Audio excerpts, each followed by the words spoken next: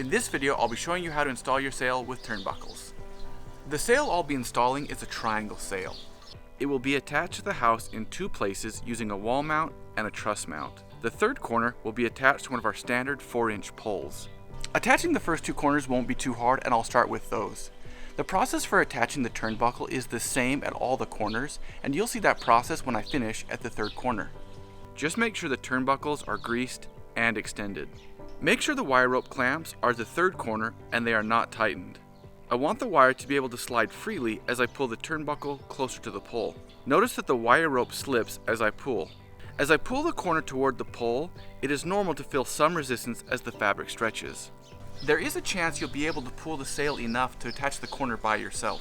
However, it's much more likely that you won't be able to. That's fine, it just means you'll need to use some mechanical advantage.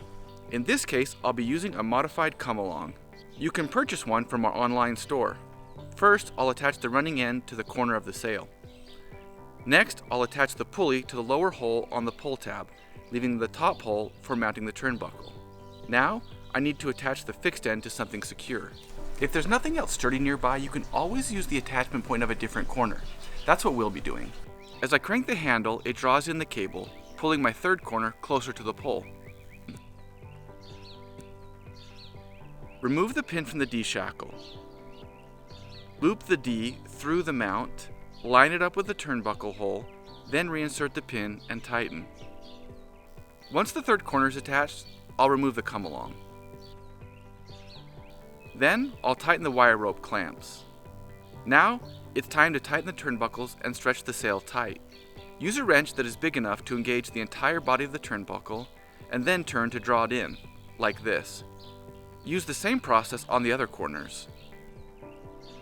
Don't use a screwdriver inserted into the body. This can damage the turnbuckle.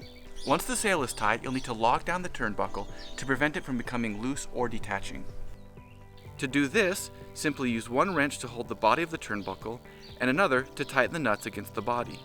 Use the same process on the other corners. That completes the sail installation with turnbuckles.